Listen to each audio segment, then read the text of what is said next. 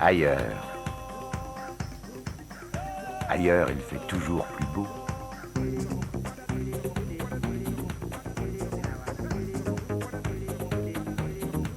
Les paysages sont plus romantiques ou plus grandioses, les plantes plus vertes ou plus luxuriantes.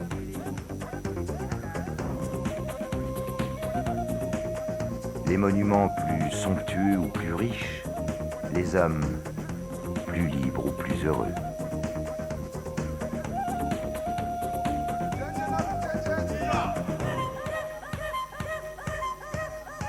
Les plus beaux voyages du monde nous amènent comme un rêve au pays lointain où l'on voudrait s'arrêter pour goûter au bonheur.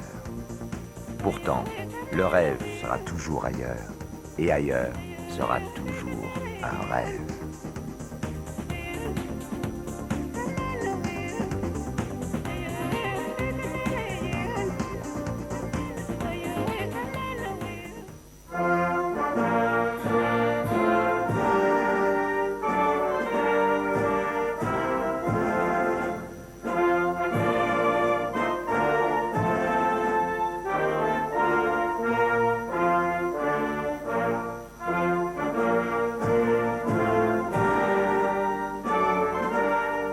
À la veille du XVIe siècle, la découverte du Nouveau Monde faisait vaciller les imaginations, rêver de l'Eldorado et des 7 cités de Cibola, terres introuvables, idylliques et regorgeant d'or.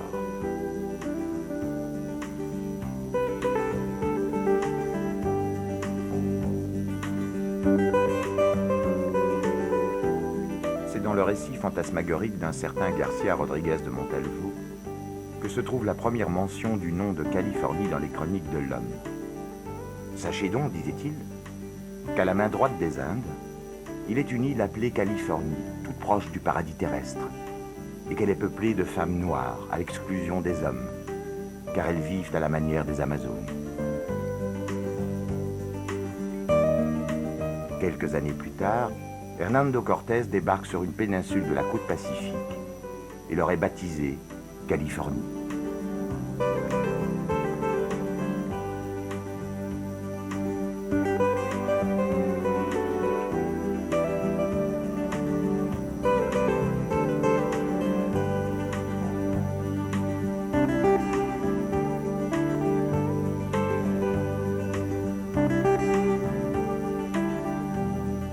La Californie, un État né des fièvres et des rêves. L'histoire de la Californie est un véritable film d'aventure, sang et or. Avec la beauté sauvage du Grand Canyon, les frissons d'une nuit passée au casino à Las Vegas, et après avoir traversé la Sierra Nevada, San Francisco, plus loin encore en descendant la côte californienne, Los Angeles, Hollywood, puis Disneyland. Ce voyage au bout du rêve se termine à San Diego, la métropole la plus récente des États-Unis.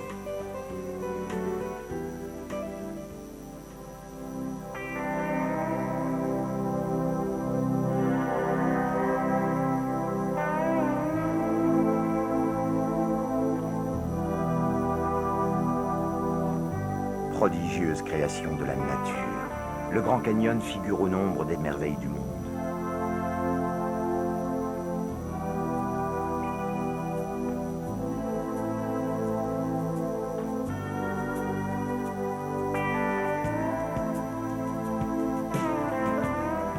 Son histoire commence bien avant celle des hommes, il y a quelques 2 milliards d'années, là où le fleuve Colorado, en creusant son lit, a atteint la couche la plus ancienne de ce millefeuille géant qu'est la croûte terrestre.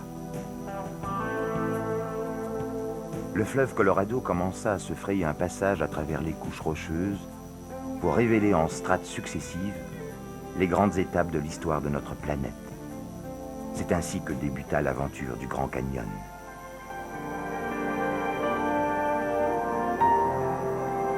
Chevauchés, chapeau de cow-boy, ciel immense et montagnes ciselées, voilà tous les ingrédients du Far West, tels que nous l'avons imaginé au cinéma.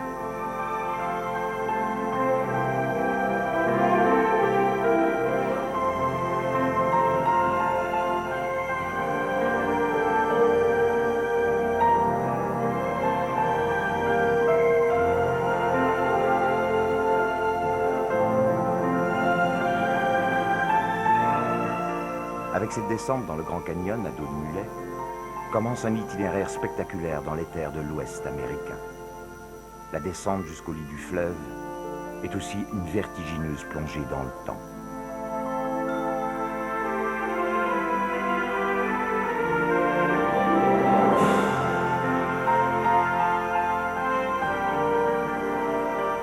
Le ciel est capricieux à Grand Canyon. Les variations de température sont fréquentes quelle que soit la saison. On y trouve des plantes et des animaux typiques de presque toutes les zones climatiques des États-Unis. En outre, le haut plateau méridional, appelé le South Rim, est recouvert de conifères et jouit d'un climat tempéré, alors que le bord septentrional, ou North Rim, atteint les 2700 mètres d'altitude et connaît des hivers rigoureux et enneigés.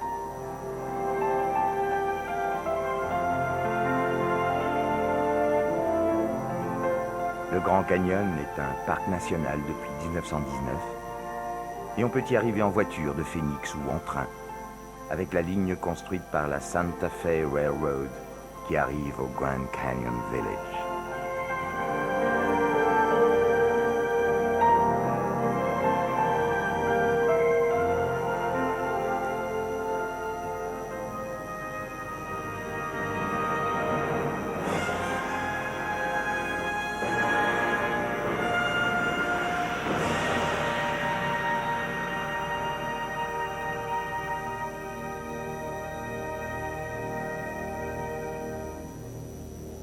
Et voici, avec son caractère si spectaculaire, la fente géante du haut plateau, pratiquement invisible de loin, sinon à vol d'oiseau, 1600 mètres de profondeur, de 1 à 30 km de largeur et 445 km de longueur.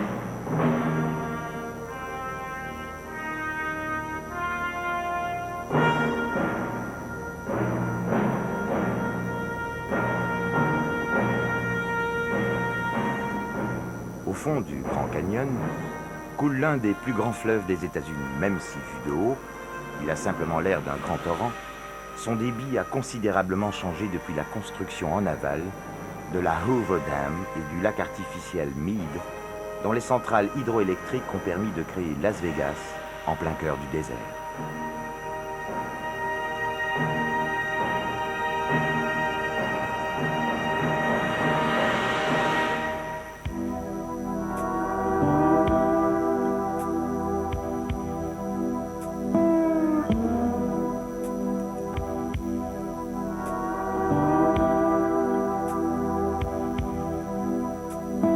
Le parc du Grand Canyon se trouve à proximité des réserves indiennes.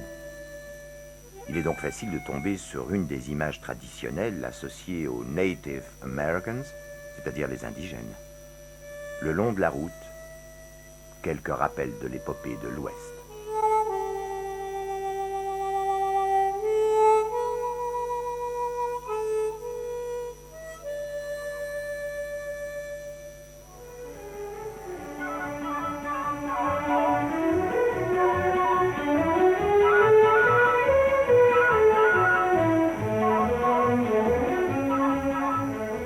Las Vegas est une traînée de poudre aux yeux dans l'immensité du désert Mojave.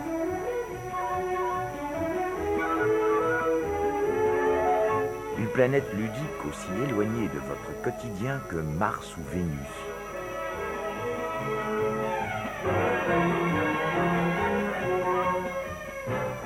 Mais quand la nuit s'allume, poussez donc la porte d'un de ces hôtels casinos alignés le long du strip, comme de gros dominos, et vous aurez tout compris. Néon, lumière et frénésie, la fièvre de Las Vegas sévit, celle qui vous guette à chacun de vos pas.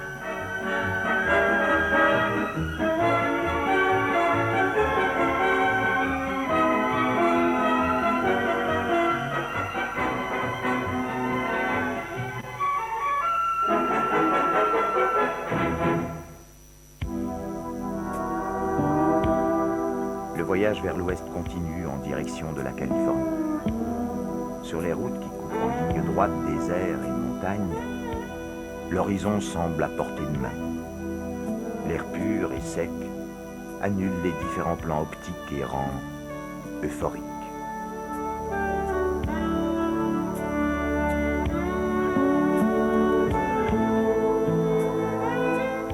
Sur les highways, on croise sans arrêt des camions inquiétants aux dimensions monstrueuses qui font, eux, aussi désormais partie de la légende américaine inventée par Hollywood.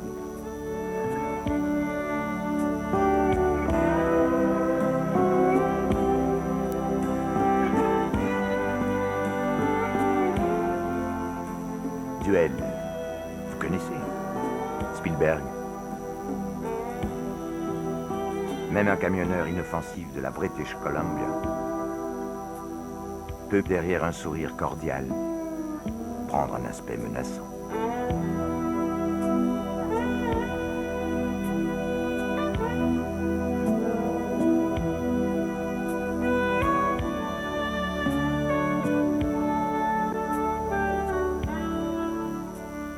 En signe de bienvenue, un brouillard épais dissimule San Francisco. Un de ces éléments qui rendent la ville à la fois fascinante et imprévisible.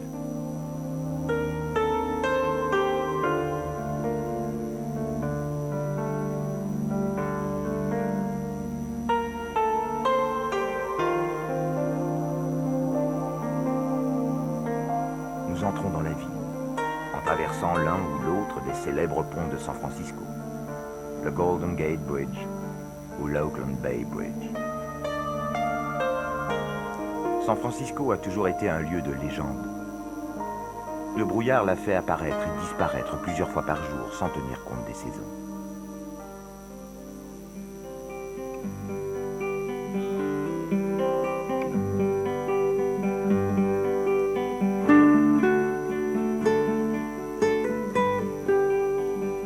Un ingénieur anglais proposa la construction d'un cable car, c'est-à-dire un funiculaire privé de propulsion autonome et tracté par un treuil.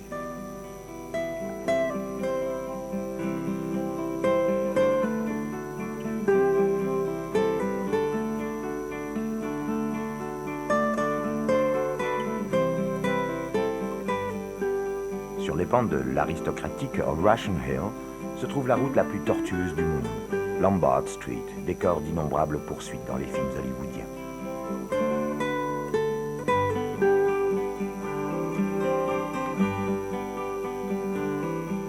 Les grandes fortunes en villégiature descendent dans des hôtels luxueux, le Fairmont, le Mark Hopkins, alors que dans le nouvel Embarcadero Center se trouve le fantastique Hyatt Regency Hotel. Le Pier 39, restauré pour 54 millions de dollars, cet ancien mall où accostaient les cargos a réussi sa conversion en galerie marchande.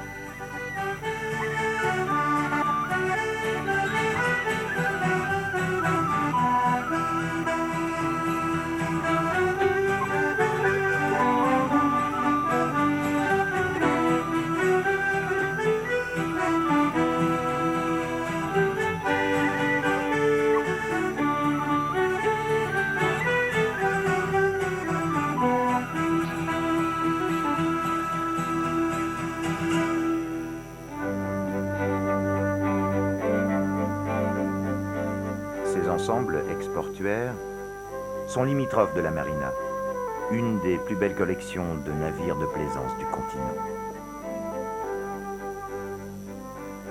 Au-delà de la marina se trouve le Presidio, zone fortifiée construite par les Espagnols à la fin du XVIIe siècle, qui est à l'origine de l'actuelle ville de San Francisco. Aux limites du Presidio, il y a l'insolite Palace of Fine Arts, Palais des Beaux-Arts, qui fut construit à l'occasion de l'exposition en 1915, Panama Pacific.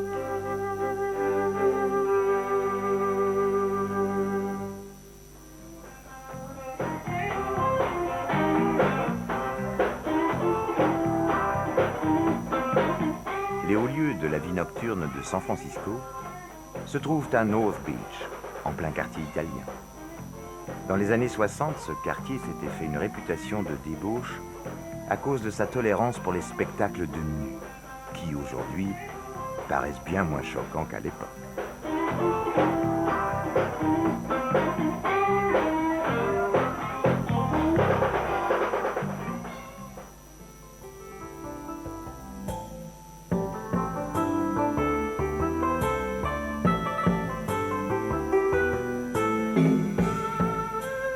vous êtes dans la plus grande ville chinoise située hors d'Asie.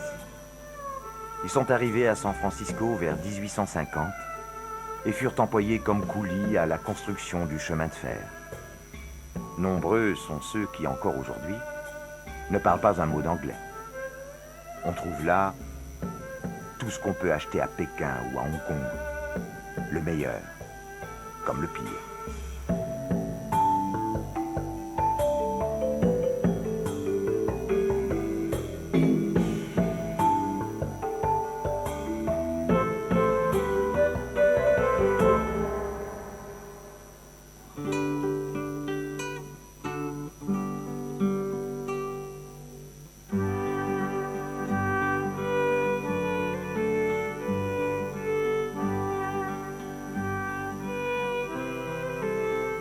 Dans ces rues, entre un cappuccino et une bouteille de vin californien, naquit la contestation de la société américaine qui déboucha ensuite dans la révolte étudiante à l'université de Berkeley, et avec elle, l'idéologie hippie, qui devait ensuite fasciner toute une génération, parmi lesquelles ressortait Jack Kerouac, auteur du célèbre On the Road, et le poète Allen Ginsberg.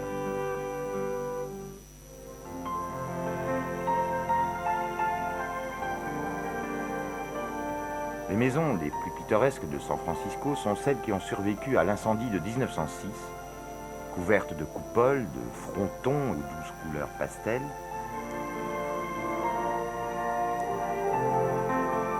Construit en 1916 dans un style néoclassique très solennel, le dôme du City Hall dépasse celui du Capitole à Washington.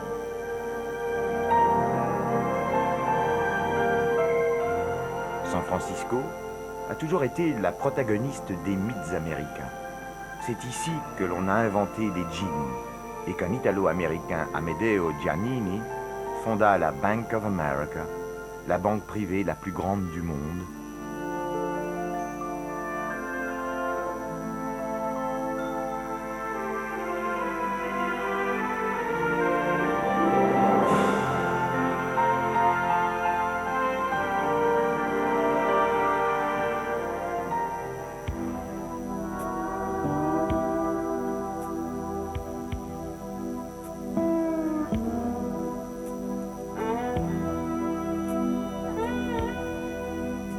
« 500 km plus au sud, Los Angeles nous raconte une Californie complètement différente. Capitale de l'illusion, mégalopole de l'automobile, elle reste le symbole de la réussite, une oasis après la traversée du désert. Dans cette ville où les coordonnées sont les autoroutes, on fabrique le produit le plus demandé au monde, le spectacle cinématographique.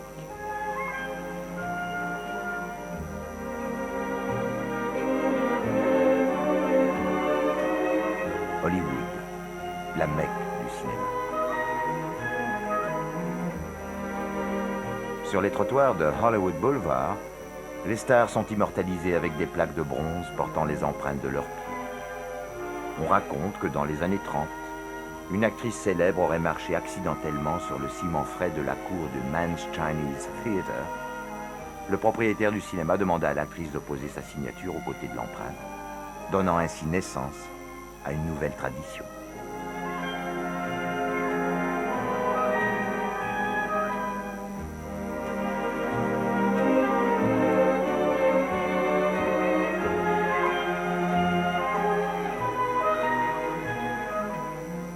Universal Studios à Hollywood propose aux visiteurs de découvrir les trucages, les actions dangereuses, les faux fonds sous-marins. Chacun peut ainsi participer à la grande illusion que constitue la production cinématographique et télévisuelle.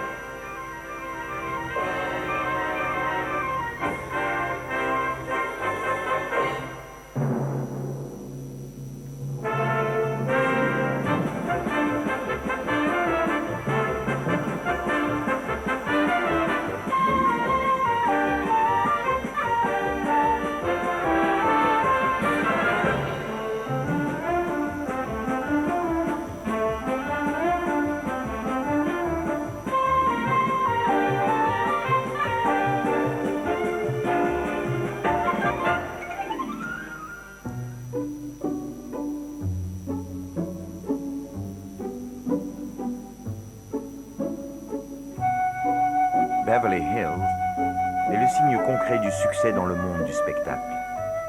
Ces villas princières sont protégées des intrus par des murs infranchissables de végétation, ainsi que par de vigilants gardes du corps.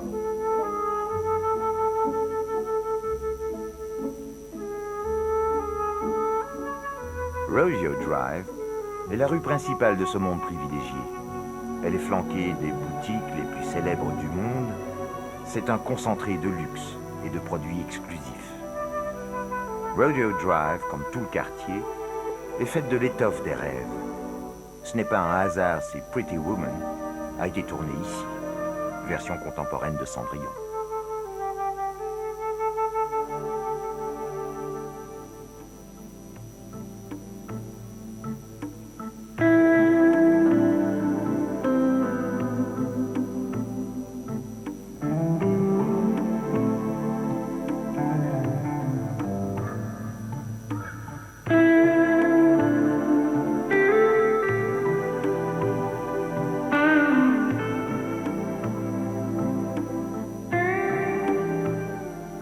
Los Angeles désigne de plus en plus une zone géographique. La ville proprement dite, en effet, a été engloutie depuis longtemps par une large zone urbanisée de 1200 km², dont le diamètre mesure environ 200 km. Dans le centre de Los Angeles, des gratte-ciel rivalisant avec ceux de New York ou de Chicago ont poussé, même si l'ensemble n'est pas aussi spectaculaire à cause de l'absence d'alignement le long de l'eau qui caractérise les deux autres métropoles américaines. Certains de ces bâtiments sont de grands hôtels construits pour héberger les 13 millions de touristes qui arrivent chaque année de tous les coins du monde, attirés par le climat tempéré et par le mythe de la ville-usine à rêve.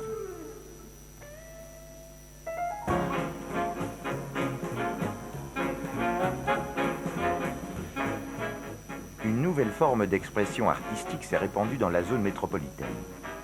Les murales, qui recouvrent des milliers de mètres carrés de murs du centre-ville, sur Hollywood Boulevard et Santa Monica. Leur caractère hyper réaliste intègre à merveille les lambeaux d'une ville émiettée.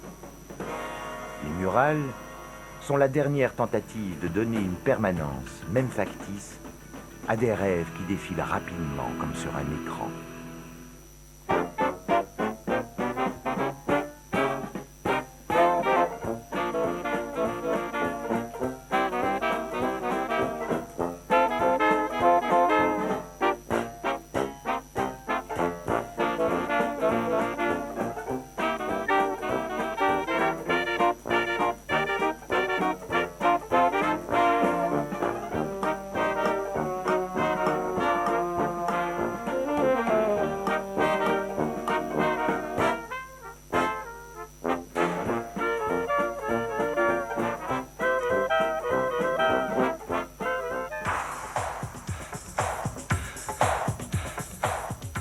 Sur les plages de Venice, bourgade résidentielle au bord de l'océan, les mythes californiens exhibent leur côté involontairement comique, exagéré, infantile.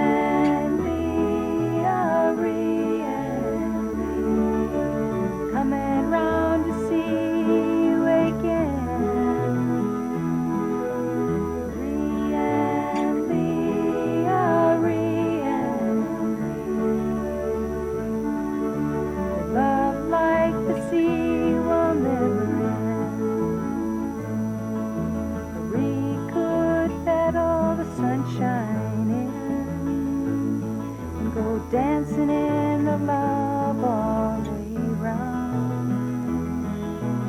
We could pick some daisies with the sweet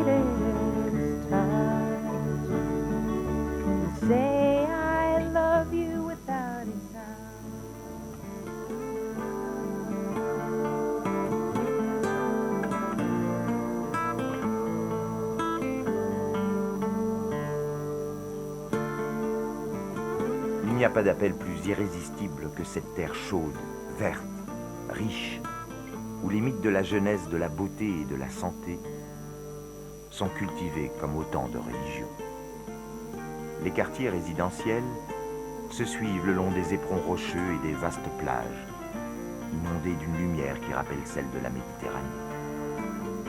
Entre les collines d'Hollywood s'ouvrent les énormes cuvettes de l'Hollywood Bowl, amphithéâtre pour les concerts qui peut contenir 30 000 spectateurs, et du Dodger Stadium, l'un des deux plus grands stades de Los Angeles, dédié au baseball.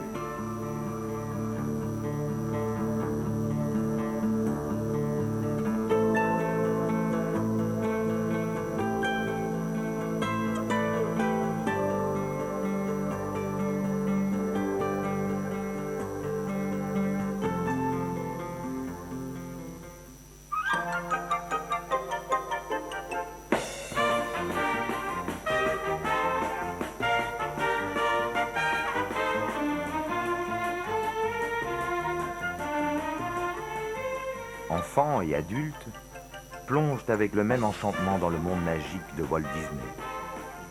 Une moyenne de 50 000 personnes par jour visitent Disneyland, et ce succès ne semble pas devoir se démentir avec le passage des années.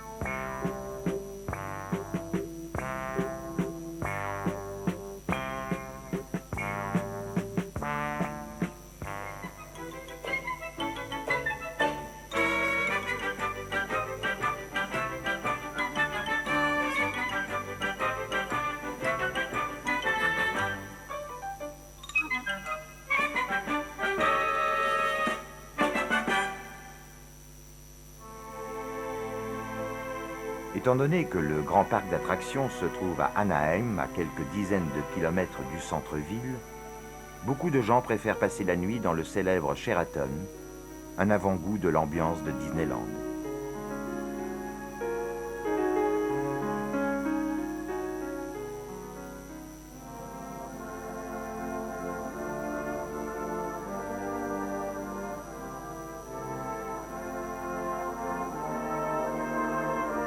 À Long Beach est amarré le Queen Mary. Il fut le paquebot de luxe transatlantique le plus grand du monde. Il franchit plus de 1000 fois l'Atlantique et est aujourd'hui transformé en un hôtel monumental.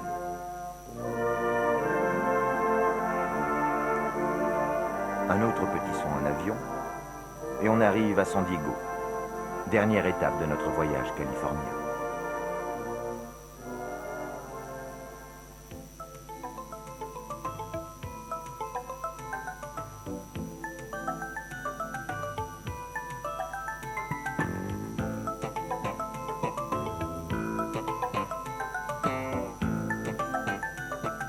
Là se trouve un des plus beaux parcs zoologiques américains, le San Diego Wild Animal Park, dans lequel les animaux vivent en toute liberté.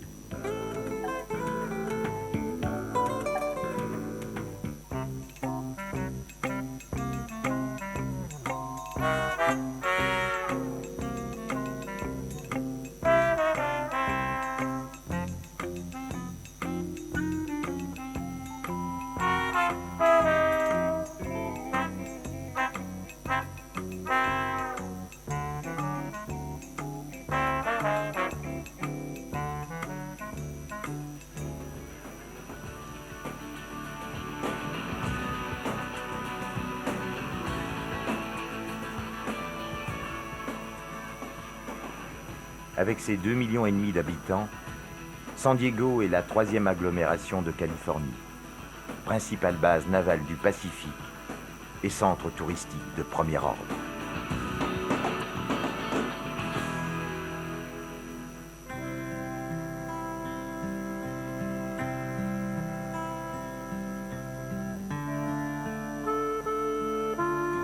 baie s'enroule harmonieusement autour d'une longue péninsule dominée par une forêt de gratte-ciel qui n'altère en rien la beauté du site naturel.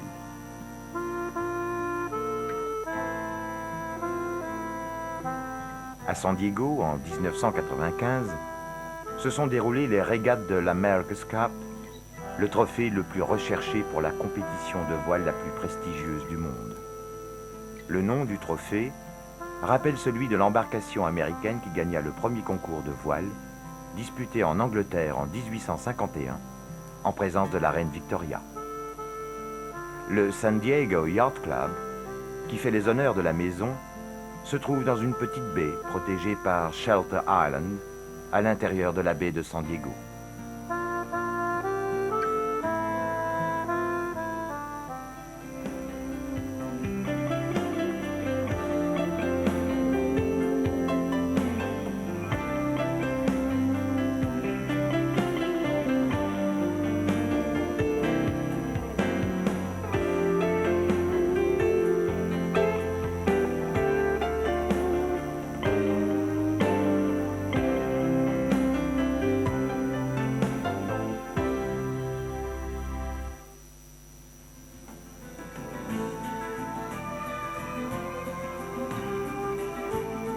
La présence de l'océan et le climat agréable rendent populaires tous les sports aquatiques, en particulier le surf.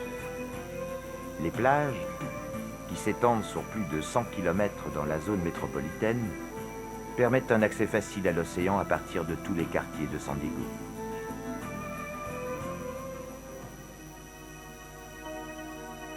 SeaWorld, parc aquatique de 60 hectares, est peut-être l'attraction touristique la plus importante de San Diego. On y trouve plus de 5000 espèces aquatiques, parmi lesquelles des phoques, des pingouins, des dauphins, des requins qui offrent des spectacles insolites et amusants.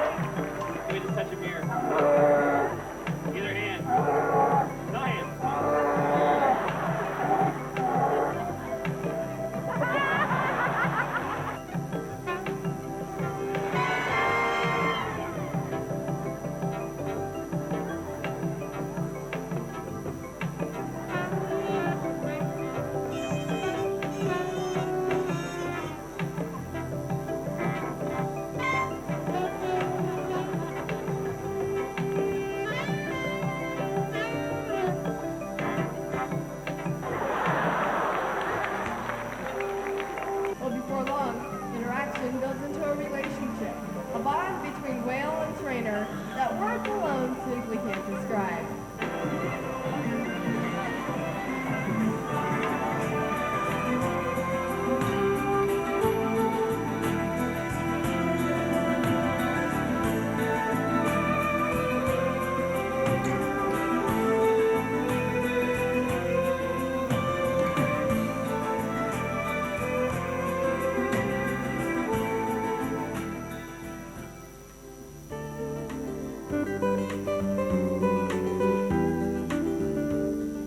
À San Diego, on peut encore percevoir cet air d'optimisme et de foi inébranlable dans l'avenir, qui a caractérisé jusqu'à une date récente le rêve californien. Sur la plage et dans l'hôtel du Colorado à San Diego, furent tournées certaines séquences du film Certains l'aiment chaud. La réplique piquante du film était « C'est inattendu, personne n'est parfait ».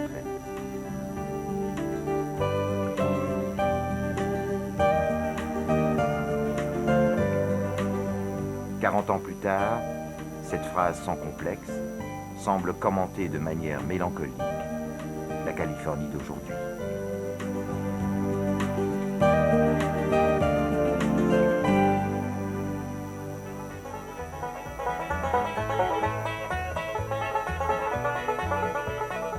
La Californie, flot d'images qui nous submergent, nature sauvage, luxuriante ou aride, villes immenses au gratte-ciel étincelant, mémoire des Indiens, odyssée des chercheurs d'or, fureur de vivre, extravagance, fascination.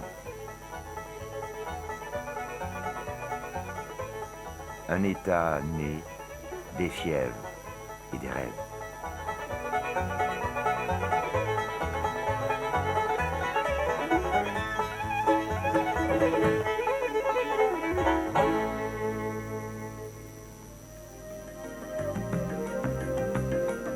Et dans 15 jours, retrouvez le numéro 3. Les plus beaux voyages du monde nous amènent au Pérou.